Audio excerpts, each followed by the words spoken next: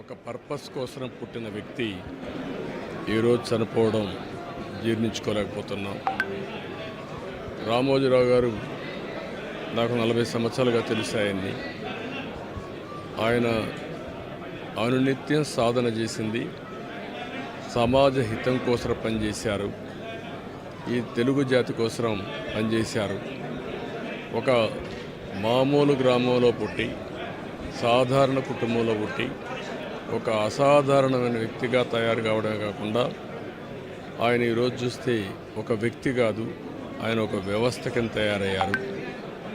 ఆ రోజు ప్రారంభించింది మనం ఒకసారి చూస్తే మార్గదర్శితో ప్రారంభించి మార్గదర్శి అయిన తర్వాత ఈనాడు ప్రారంభించి అదే మాదిరిగా ప్రజా చైతన్యాన్ని మనం చూస్తే ఈరోజు రాష్ట్రంలో ఏ ఇంట్లో కూడా నిద్ర లేస్తానే ఈనాడు చదివితే తప్ప బయట వచ్చే పరిస్థితి ఉండదు.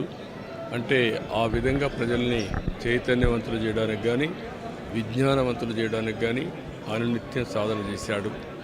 ఆయన ఏ పని చేసినా కూడా నేను మొదటి నుంచి కూడా చూశాను, రాజీ లేదు. 40 ఏళ్ళుగా నేను ఆయనతో కలిసి ఉన్నప్పటికి కూడా, ఆయన పరిచయం ఉన్నప్పుడు కూడా ఏ రోజు కూడా ఆయన ఒకటే చెప్పేవాడు, మీరు ఏమి చెప్పినా నేను మాత్రం ధర్మం ప్రకారమే పనిచేస్తాను, విధి నిర్వహిస్తాను తప్ప నేను ఎల్లప్పుడూ ప్రజాపక్షానే ఉంటానని చెప్పి స్పష్టంగా చెప్పిన వ్యక్తి రామోజీరావు గారు.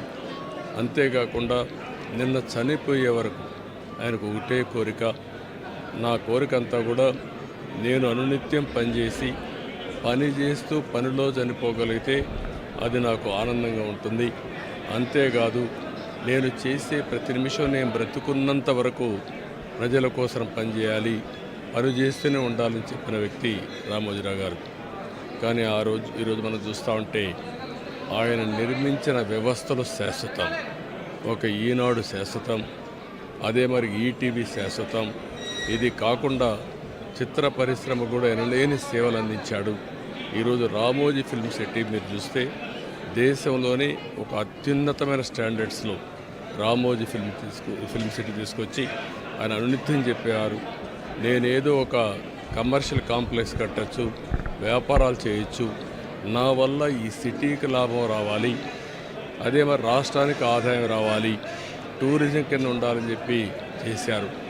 అలాంటి ఒక మహానాయకుడిని ఈరోజు పోగొట్టుకున్నాం. తెలుగు జాతి వెలుగు, తెలుగు వారి గుండె